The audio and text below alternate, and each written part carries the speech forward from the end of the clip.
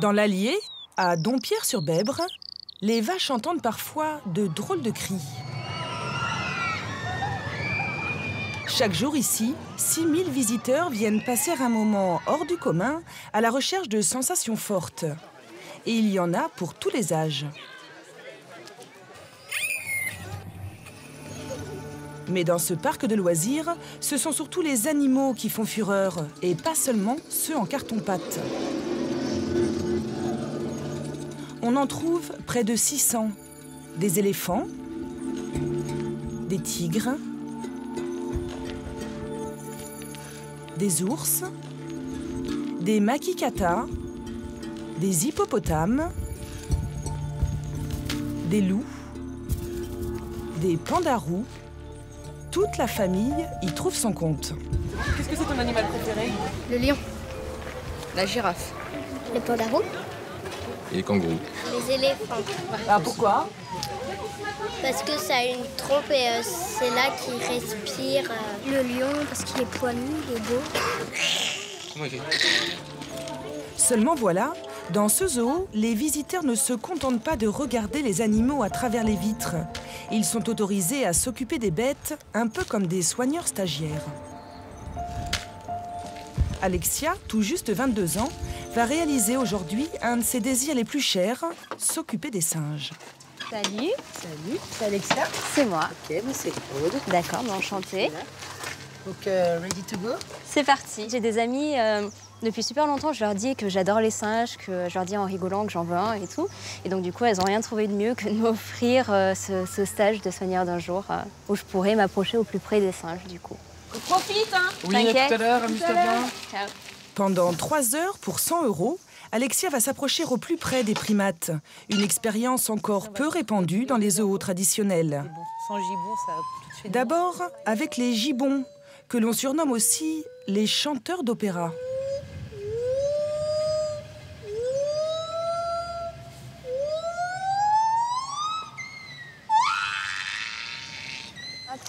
Comme une soigneuse, Alexia pénètre sur le territoire des singes. Quelques pommes, du raisin et des brocolis distribués.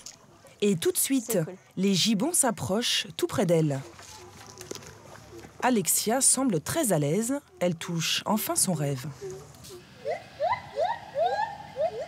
C'est génial, franchement, c'est quelque chose que je pensais pas pouvoir réaliser un jour, en fait. Donc c'est vraiment génial, en fait, de les voir d'aussi près, de pouvoir vraiment les observer. Là, c'est tentant de les toucher, mais bon, Odd m'a dit de surtout pas les toucher. Donc, le but, c'est de respecter au maximum les règles. Et voilà. Déjà, d'être aussi proche d'eux, c'est déjà super émouvant. Il faut éviter de les toucher pour ne pas les stresser. Mais dans l'enclos juste à côté, elle va rencontrer des singes beaucoup plus sociables. Ce sont des saïmiris, des tout petits singes jaunes originaires d'Amérique du Sud, du genre espiègle et collant. On va se mettre là, si tu veux. Il faut dire qu'Alexia tient dans ses mains leur mets préféré, des vers vivants. Ok. Et avec tous ces petits singes sur elle, Alexia en perd ses moyens. Submergé. Ouais, je suis un peu submergée, là, ouais. Au secours. L'erreur. C'est ça. Elle se souviendra longtemps de sa rencontre avec les saïmiris. Mais je crois que j'en ai dans les cheveux. Je me demande si j'en ai pas dans les cheveux. C'est impressionnant. Bah, certes, ça. J'ai du mal à réaliser que c'est des petits singes que j'ai sur moi, en fait. Ouais, Ce parc, où l'on peut s'approcher si près des animaux, c'est un zoo nouvelle génération.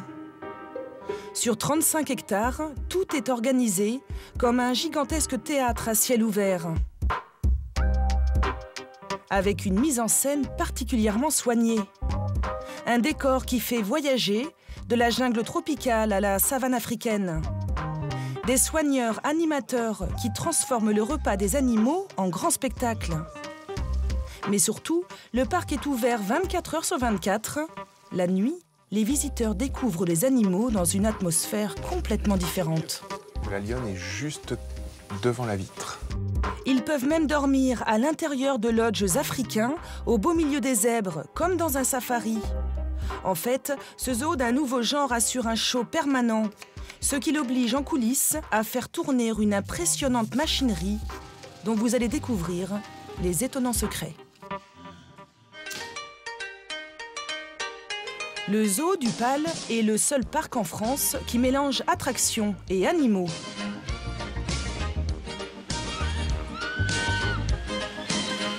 C'est pour cette raison que les Langlais, une famille recomposée, a fait 2h30 de route. Ils espèrent passer un week-end hors norme.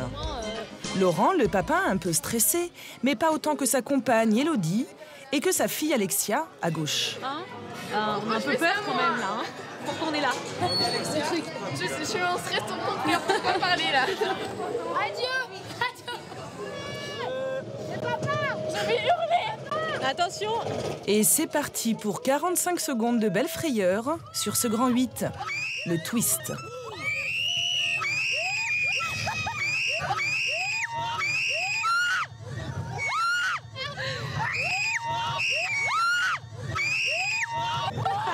Comme une malade. Oh putain, ce truc de dingue. Au secours. Ça tourne, hein? Ah, ça secoue quand même, hein? Ça secoue, mais c'est super bien. C'est trop bien, ouais. Ah ouais, franchement, c'est trop bien. Non, c'est bien, bien. Mais il n'en fallait pas plus, hein. C'était suffisant comme ça. Pour retrouver des battements de cœur un peu plus réguliers, ils partent à la découverte du zoo. Les animaux ne sont pas dans des cages, mais dans leur propre univers que l'on observe en empruntant des passerelles. On surplombe ainsi les hippopotames d'Afrique. On pourrait la reprendre. Moi, c'est la première fois que j'en vois un sorti complètement de l'eau. Mais Alexia va vivre une expérience unique, encore plus forte que le twist. Toucher pour la première fois un éléphant. Viens vite, maman. Elle aussi a voulu devenir soigneur d'un jour au cours de sa visite. Voici l'éléphanto, la petite Jade, 5 ans. Au programme, une petite douche. Et comme tous les enfants du monde, Jade essaie de boire l'eau du bain. Une petite caresse derrière l'oreille. C'est super doux en fait. Et enfin, une gratouille sur l'impressionnante patte de la mère. Alexia est aux anges. Pour permettre aux visiteurs de s'approcher toujours plus près des bêtes, il faut une sécurité de tous les instants. Surtout avec les animaux les plus dangereux. Nila fait partie des 30 soigneurs du parc. Elle a 24 ans et depuis 2 ans, elle occupe une des fonctions les plus délicates du zoo. Là, je vais vous présenter Nikita, Larania et Timmy.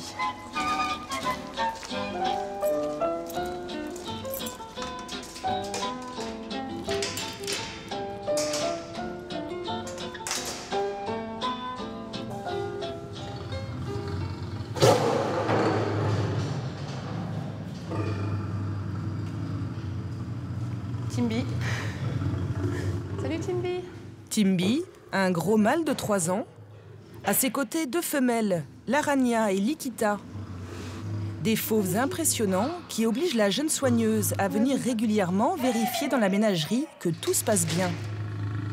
Nila n'avait pas particulièrement choisi de s'occuper des lions, mais le poste était à prendre et elle a donc dû s'habituer à côtoyer ces fauves qui, aujourd'hui, sont de mauvaise humeur.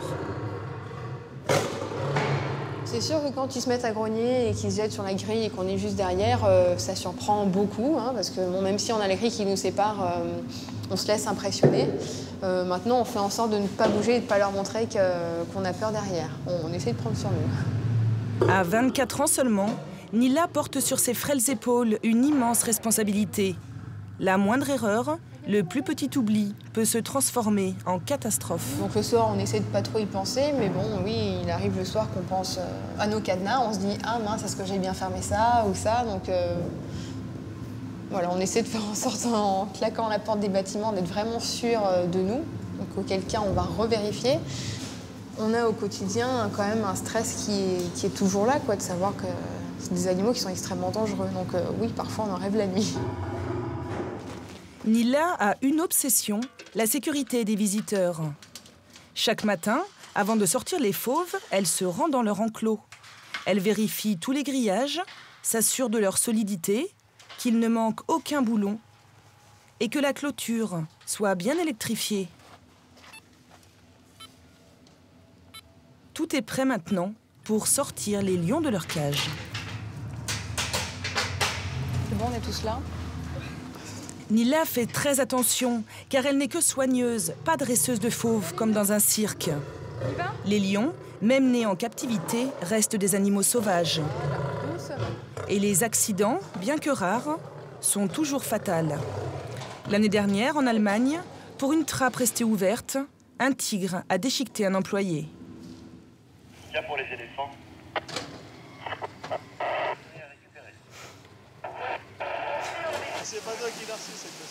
Du côté de la famille Langlais, la journée a été bien remplie.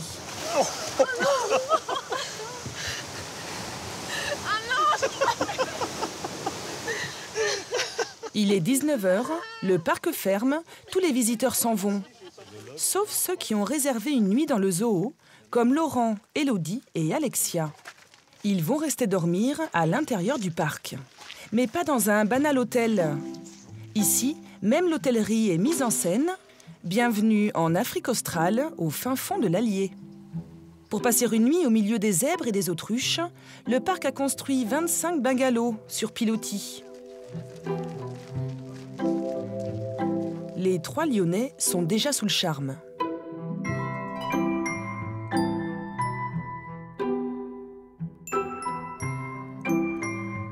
On n'a encore jamais eu l'occasion d'aller faire un safari, donc c'est un avant-goût, on va dire. Pour après peut-être franchir le pas. Et puis c'était aussi l'idée dans l'Allier, en plein milieu de l'Allier, de trouver un endroit comme ça un peu insolite, quoi. Donc je pense que ça va être sympa. Et dormir au milieu des animaux comme ça, c'est assez original. Reste maintenant à découvrir l'intérieur des lodges. Et le charme du dépaysement, là aussi, se fait sentir. Et regarde cette chambre. Regarde cette chambre, c'est extraordinaire. Cerise sur le gâteau, une terrasse qui donne directement sur les animaux. Ah bah écoute, c'est encore mieux que ce qu'on avait imaginé, tu vois. Génial. Regarde, à gauche, tu vois le bosquet, et ben à gauche au fond. Observer les zèbres avec des jumelles, Élodie ne boude pas son plaisir. C'est très agréable et hors du temps un peu. C'est-à-dire? On ne sait plus trop où on est, si on est en France ou pas. C'est le dépaysement le plus complet. C'est impressionnant, quoi. Pour 380 € au total, ils vont bénéficier d'une nuit dans le lodge, 2 jours dans le parc, la demi-pension, et ce n'est pas tout. Un grand moment les attend, une balade nocturne. Même la nuit, le zoo ne dort pas complètement. Allez, messieurs, dames, on est parti. Nous allons entrer dans le monde nocturne du PAL. Pour pénétrer ce monde nocturne, nous devons filmer en caméra infrarouge. La lumière pourrait faire fuir les animaux. Il s'agit de voir différemment les bêtes, entendre de drôles de bruits et peut-être même jouer à se faire peur. Pour commencer, Guillaume le guide fait au groupe une mise en garde étonnante. Faites extrêmement attention à votre cerveau. Parce que lui, il va commencer à imaginer des choses. Et il est assez fréquent que lors de cette visite, des gens croient voir un loup juste devant, alors qu'en fait, il n'y en a pas du tout. Il faut simplement habituer ses yeux à la nuit pour tenter d'apercevoir les lions, par exemple. Approchez-vous, approchez-vous. Donc, vous restez jamais plus près que moi de la vitre, vous vous approchez jamais plus près, d'accord? Tu veux pas casser la vitre? Non, ça risque absolument rien. Mais je peux vous dire qu'un lion, ou une mâle ou une femelle qui saute à la vitre, je peux vous promettre que ça va vous faire hurler 2 minutes. Allez, c'est parti. Donc, nous avons beaucoup de chance parce que la lionne est juste devant la vitre. Elle est en train de faire dodo. Juste à côté de la femelle, Timby le mâle, tout tranquille. Si, on verrait avec les lunettes, on verrait super bien. Mais normalement... Le groupe continue la visite, cette fois équipé de jumelles infrarouges qu'ils braquent d'abord sur un enclos totalement vide. Et pourtant, Alexia croit voir quelque chose. Qu'est-ce que tu vois? Je sais pas ce que c'est, mais je veux juste qu'il y a des bois.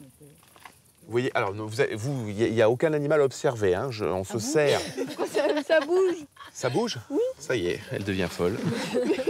Je vous avais dit que votre esprit commencerait un petit peu à... Mais non, ça bouge pour le vrai. Mais qui bouge quoi? Un animal. Il n'y a pas d'animaux dans la plaine de vent, là. Hein. Et vous voyez quoi? Bah, un animal. Mais quoi? Bah, avec des bois qui bougent. Avec des bois qui bougent. Bon.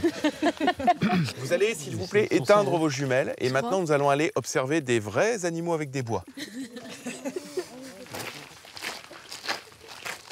Serrez bien à la droite. Hein. Un peu plus loin, ils sont là, les cervidés.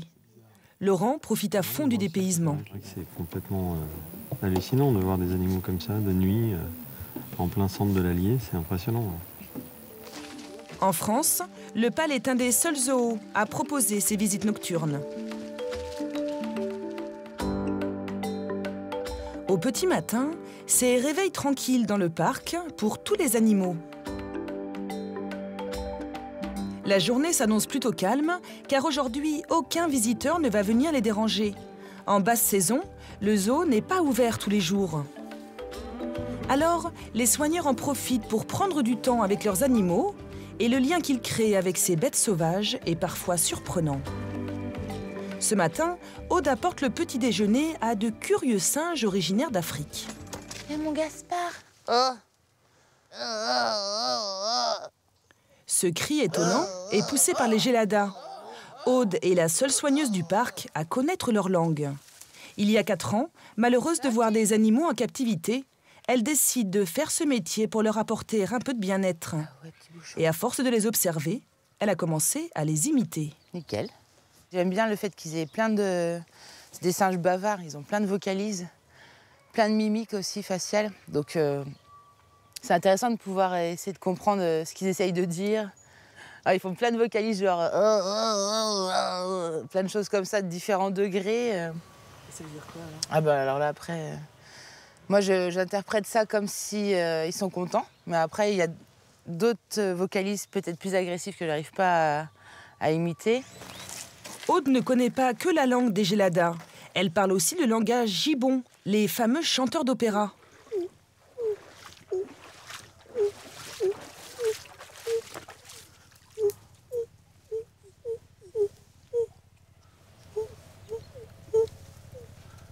Parce que comme elle en a plein la bouche, elle ne peut pas vocaliser en même temps. Normalement, elle répond. Soudain, un premier singe se met à chanter. Puis tous s'y mettent, et de plus en plus fort. C'est parti. Elle parvient même à différencier les sons, chacun a sa propre signification. Il stresse un peu de notre présence. Là. Il a déclenché le petit, tu vois, il ne fait pas juste ouh. Là, il essaye de partir plus dans les longues vocalises. C'est bon, Lolo. Ça veut dire quoi? Dégagez. Non, ils vont rien faire, mais ils sont un petit peu plus stressés, quoi. Donc, on va pas traîner. On y va, Singer. C'est bien, Lolo. Ouais. C'est rien. C'est fini. On se casse. Faire que les animaux se sentent le mieux possible dans le parc, c'est la mission de tous les soigneurs. Et leur bien-être commence par la nourriture. Nous retrouvons Nilla. Elle s'occupe des lions, mais pas seulement. Elle a la responsabilité de tous les carnivores du zoo. Alors, elle doit débiter des quantités impressionnantes de viande. Dans son métier, il faut savoir tout faire. On apprend à être un petit peu bouché aussi. Même si on n'a pas vraiment la technique, mais on peut choisir de leur mettre soit un morceau comme ça entier pour l'animal, parfois on peut aussi le découper en petits morceaux. Donc au quotidien, on essaie aussi de changer pour changer un petit peu les habitudes des animaux. Du bœuf, du poulet, les fauves mangent en moyenne 3,5 kg de viande par jour. Mais 2 fois par semaine, Nilla les prive de repas, ils jeûnent. Dans la nature, l'animal, parfois, il va jeûner pendant plusieurs jours. Alors il va jeûner s'il a fait une bonne chasse et que du coup il a le ventre vraiment bien rempli. Donc il va être rassasié pour plusieurs jours. Ou alors des fois parce qu'il peut pas... Enfin il a rien à se mettre sous la dent. Donc ils sont tous nés en captivité. Après ils gardent quand même leur un comportement naturel. et on essaye de faire en sorte qu'ils le gardent. Nila a appris son métier dans une école de soigneurs durant 1 an. Il en existe 4 en France. La profession attire de plus en plus de jeunes pour peu d'élus et un salaire proche du SMIC au début. Nila a la vocation. Elle s'efforce de créer un lien avec les animaux, même les plus dangereux.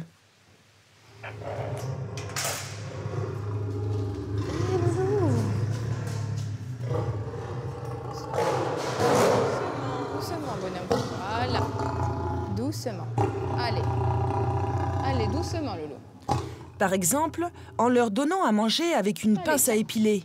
Il ne s'agit pas de les apprivoiser, mais juste d'instaurer un peu de confiance avec eux. Doucement. Voilà.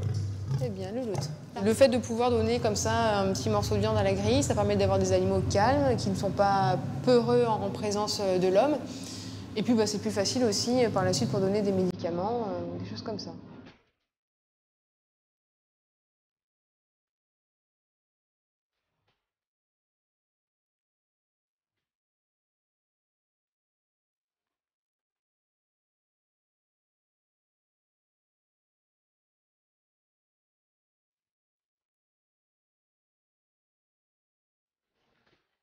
Pénétrer dans l'univers des animaux reste toujours un moment fort pour les employés du parc. Cet après-midi, les jardiniers doivent débroussailler l'enclos de dangereux carnivores que l'on ne peut pas enfermer le temps de l'opération. Nila, qui connaît bien ces animaux, veille à leur sécurité. Équipée d'une pelle conséquente, elle surveille les alentours car elle est sur le territoire des loups. Aujourd'hui, les jardiniers sont habitués à travailler avec ces animaux. Mais pour certains, comme Sébastien, les débuts ont été difficiles. Vous vous souvenez du premier jour, Sébastien, où vous êtes rentré dans cet enclos? Oui, tout à fait. Je m'en souviens très très bien. Et puis, je vous cache pas que c'était avec beaucoup d'appréhension. Pourquoi? Parce qu'on rentrait quand même dans un enclos où il y avait des loups. Moi, j'avais l'image du loup, l'animal agressif qui pouvait à tout moment attaquer. Donc voilà. Cet enclos, Sébastien le connaît bien. Il a été chargé de transformer ce petit terrain plat, typique de l'Allier, en un paysage rocailleux des Alpes, là où vivent les loups en liberté. C'était plat, on a en fait emmené de la terre et puis on a créé cette butte entièrement. Donc on façonne aussi le paysage. Le but, c'est que les gens, quand ils regardent l'enclos, en fait, ils ont l'impression d'être en montagne et pas du tout dans un enclos. Avec ses décors soignés, le parc veut donner l'impression aux visiteurs de voyager d'un continent à l'autre. Voici la plus belle réussite de Sébastien le paysagiste, la volière, implantée sur fond de paysage tropical. Oiseaux exotiques et même cascade avec brumisateur. C'est beau, dis donc! Ce souci du détail peut parfois prendre des allures rocambolesques. Nous sommes avec Timby. Ici, c'est ambiance savane africaine, avec une Land Rover comme élément de décor. Mais quelques jours plus tard, c'est du côté des ateliers de mécanique que nous retrouvons le 4x4 sans ses roues. Les anciens pneus, les voici. Les lions les ont dévorés. Denis, le mécano, a dû trouver une parade. Des pneus en métal qu'il va même jusqu'à peindre en noir pour que l'illusion soit parfaite. C'est vrai, quand on les voit de près, on se rend compte que ce n'est pas tout à fait des pneus. Mais quand on les voit d'un petit peu plus loin, vous voyez là-bas, quand ce sera dans le décor, ma foi, on va espérer que l'illusion sera totale. Des pneus en acier inoxydable, mais qui pèsent leur poids. Bien plus lourd, oui. Allez, 1, 2 et 3. Combien c'est pas ce que vous dites?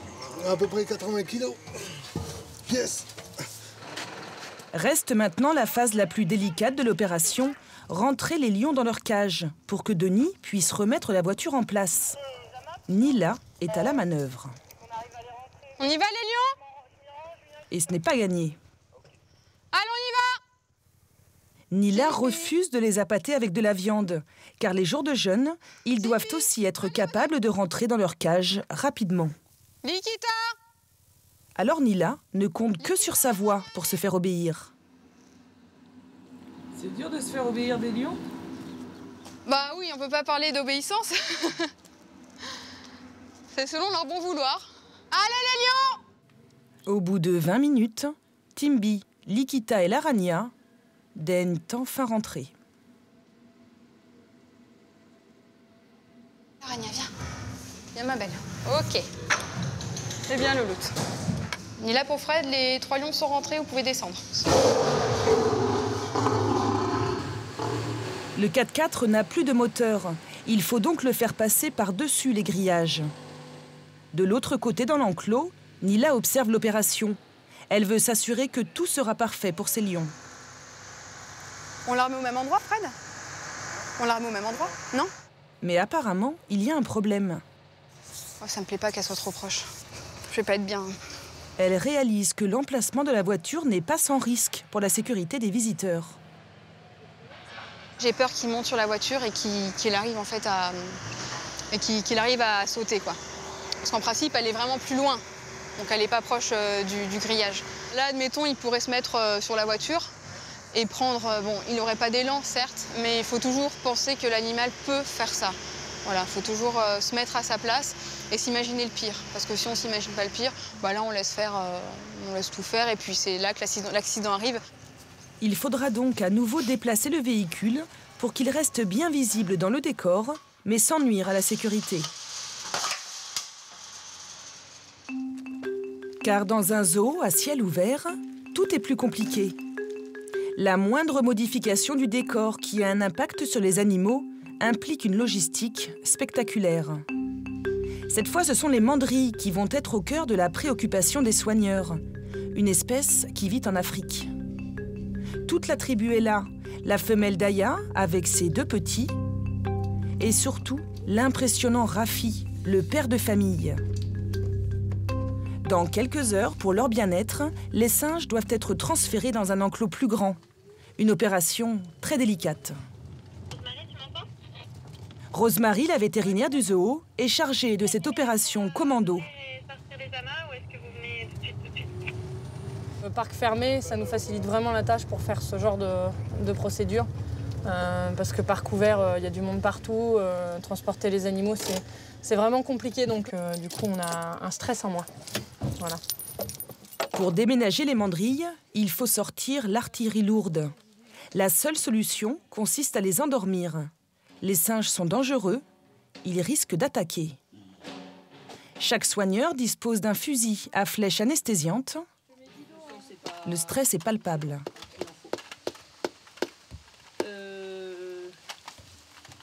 C'est des moments où il ne faut pas se rater. Puis il y a du monde, il y a les chefs, il y a les vétérinaires, tout ça. Voilà. Puis il tire pas au fusil. Et puis je m'en sers pas tous les jours, voilà. Il faut bien viser, mais surtout, le singe ne doit pas retirer trop vite la fléchette de son corps pour qu'elle ait le temps de produire son effet. Seulement, les primates sont rapides.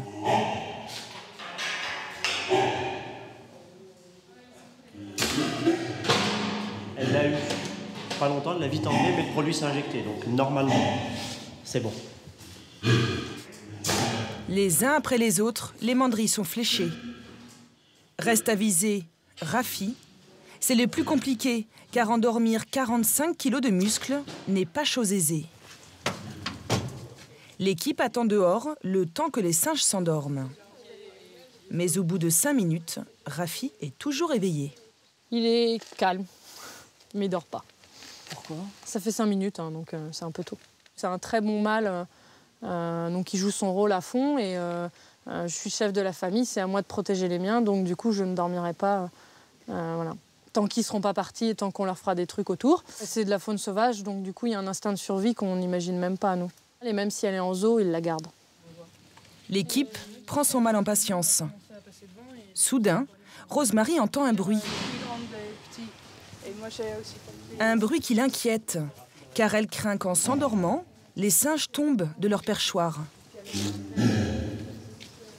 Tu veux pas descendre de là-haut, s'il te plaît? Allez, Momo. Une chute pourrait entraîner des blessures, voire des fractures.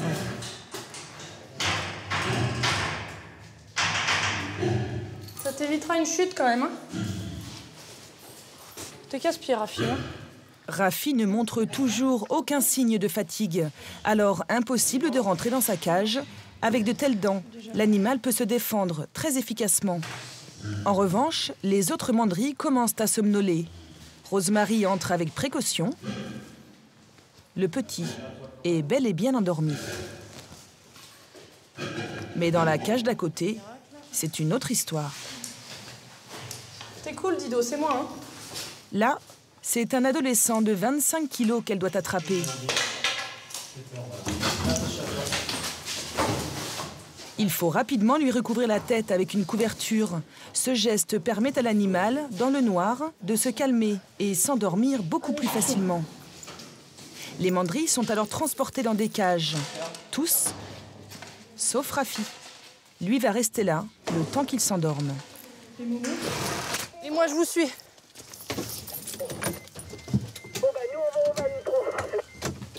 Wendy, je te laisse les fusils. Il faut faire vite, le temps est compté. Les singes pourraient se réveiller brusquement ou faire un arrêt respiratoire. Direction leur nouvel enclos, leur nouveau territoire.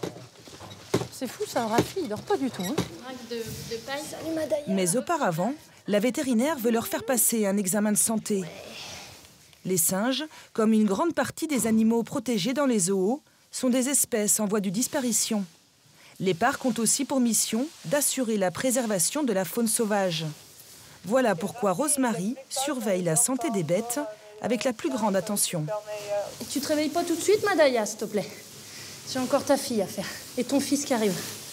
Le fils, c'est Dido, l'ado de 25 kilos. En fait, c'est qu'ils ont tous... Eh, mon cochon. Et en fait, il ne dort pas profondément. Rosemary se dépêche d'opérer sa prise de sang. Lui, j'avais quoi d'autre? Allez, viens, ma chérie. Avant de quitter la cage, elle a une petite attention pour le bébé de la famille.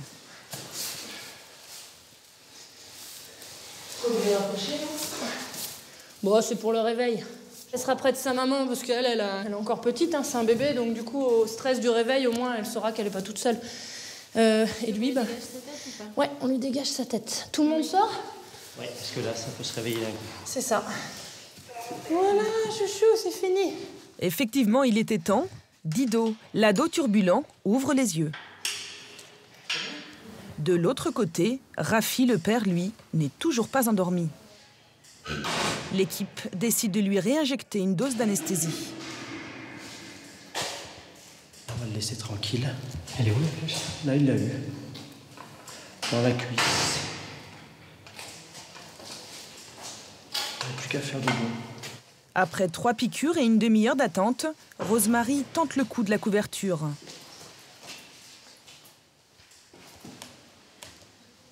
Mais Rafi résiste encore. Allez, Rafi.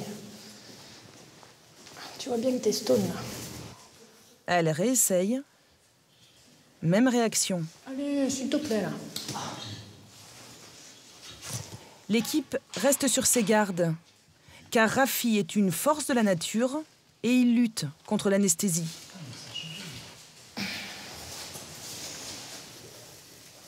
Allez, tombe, bon Dieu. Finalement, Rafi lâche l'affaire et s'endort. Il va pouvoir rejoindre sa famille dans le nouvel enclos. La vétérinaire peut enfin respirer. Rosemary à l'ensemble du parc? Oui, donc pour vous indiquer que l'opération Mandrill est terminée pour aujourd'hui. Ok, bien reçu. Heureusement, dans un parc qui veut faire le show 24 heures sur 24, tous les animaux ne sont pas aussi difficiles à gérer. Il faut simplement s'en occuper avec une attention toute particulière. Céline veille sur une troupe de comédiens particulièrement cabotins. Et pour qu'ils aient toujours la forme, elle a une astuce. À chaque repas, elle cache minutieusement des petites vitamines dans les ouïes de ses poissons. Puis elle pèse chaque ration au gramme près. Pourquoi c'est important de tout peser comme ça? Alors on considère nos animaux comme des athlètes. Donc comme tout athlète, l'alimentation est extrêmement importante. D'où la variation de 4 espèces de poissons. Donc là on a le caplan, le hareng, le sprat et on intègre le maquereau au mois d'octobre. Allez, petit déj à Meg, c'est parti. Céline nous emmène voir son athlète préféré, un animal dont apparemment il faut se méfier. Pas de gestes brusques, on crie pas. Ça reste des animaux, même s'ils sont très curieux, qui peuvent aussi avoir peur, même s'il fait 319 kilos. Hop, vous pouvez venir. Et ce sportif de 319 kilos, le voilà. Mikey, une otarie mâle. Mikey a 18 ans. Il est originaire de Patagonie. T'as bien dormi? Ouais. Céline est la responsable des mammifères marins. Elle travaille avec eux depuis 14 ans. Elle adore ce métier. C'est une vraie passionnée. Et c'est fini, Loulou. Ouais. J'ai souvent hâte d'être le matin. C'est un métier qui nous occupe le jour, mais parfois un peu la nuit aussi. Hein. Et du coup, on anticipe notre journée du lendemain, trop parfois. Et puis, ça m'est même arrivé d'arriver très tôt parce que quand je dors plus, voilà, j'ai envie de venir et de voir les animaux. Et puis... Si Mikey semble très tendre avec Céline, en revanche, avec les visiteurs, il peut se révéler assez menaçant. Dans le parc, elle s'occupe d'une 50aine d'animaux et elle met un point d'honneur à les connaître tous. Hey, salut, toi! Y compris la colonie des 32 petits manchots originaires du Cap, en Afrique du Sud. Céline les reconnaît au nombre de leurs petites taches noires. Elle leur a même donné un petit nom. On a Zoro, on a Chouchou, on a Petit Loup, Madré. Là, vous avez Smiley. Ah, mamie, te voilà. T'es pas bien réveillée ce matin. Mais ses moments préférés, elle les partage avec les otaries. Des animaux phares qui drainent beaucoup de visiteurs grâce à un petit spectacle très apprécié. Ça va? Oui. Lève un peu plus, tu lèves rien là. Allez, bon. Encore. Mais les otaries n'en font parfois qu'à leur tête. Reste. La Henry, arrête. Reste encore. Ok, c'est ça, mais c'est limite. Toi, tu fais quoi là? Pour obtenir un spectacle parfait, il faut des jours d'entraînement, mais limités à 15 minutes par session, car les otaries ont du mal à rester longtemps concentrées.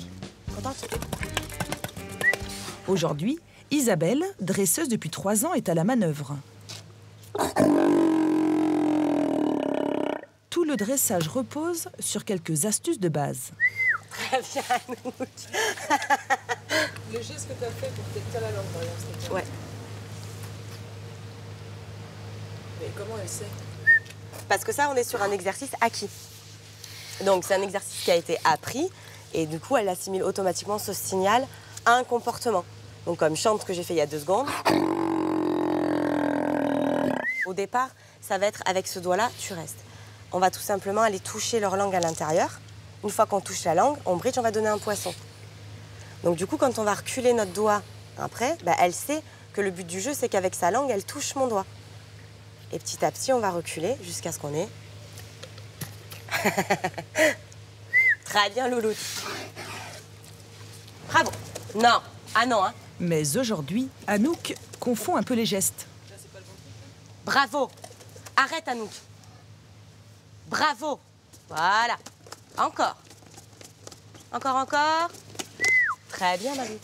Et c'est ça, en fait, qui va être intéressant en spectacle. C'est il faut aussi qu'on arrive à trouver des signaux qui soient sympas. Oui, c'est bon, on a compris. Qui soient sympas et assez discrets. Parce que du coup, ça permet d'avoir des otas qui vont faire des exos avec des signaux que les spectateurs ne verront pas forcément. Donc c'est vachement plus joli. T'es d'accord? Demain, les otaries, comme de vraies comédiennes, n'auront pas le droit à l'erreur face au public. Le parc a rouvert ses portes. Pour rendre le spectacle plus touchant, un employé est chargé de trouver une petite fille qui aura la chance de faire partie du show. Alors je me permets de vous arrêter parce que pour le spectacle, on prend une jeune fille à qui on propose de faire un exercice avec une otarie. Alors est-ce que ça te dirait? Oui, d'accord. Elle s'appelle Célia, elle a 8 ans et va devenir l'espace d'un quart d'heure dresseuse stagiaire d'otarie. Céline, la petite fille s'appelle Célia. Célia? Ouais. Céline a déjà joué près de 200 fois à ce spectacle. Pourtant, elle est toujours aussi enthousiaste. Comment tu te sens, toi, quelques minutes avant le spectacle? Ça va.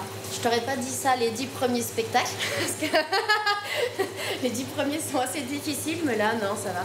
On a même hâte que ça commence. C'est qui les stars? C'est plutôt vous ou les autres? Non, c'est les otaries.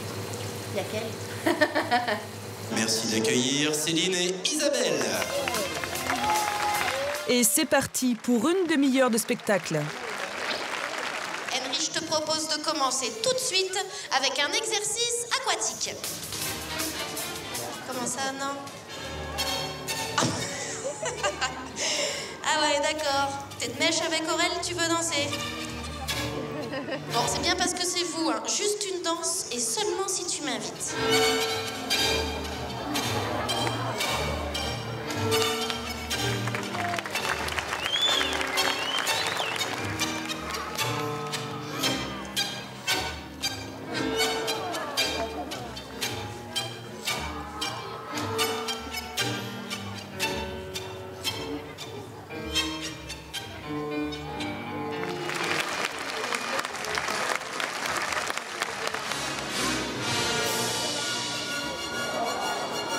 Et voici la star du spectacle. Mesdames, mesdemoiselles, messieurs, les enfants, voici Mike. À chaque fois qu'il entre, il fait toujours le même effet.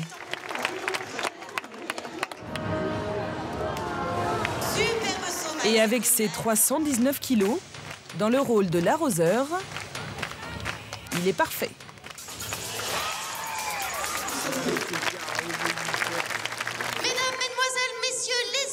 Faites une ovation à Célia. Autour de la petite Célia de se lancer.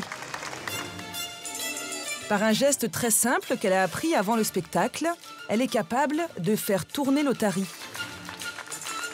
Elle va même avoir droit à une belle surprise. Alors la famille et les amis, préparez l'appareil photo, ça pourrait aller très vite.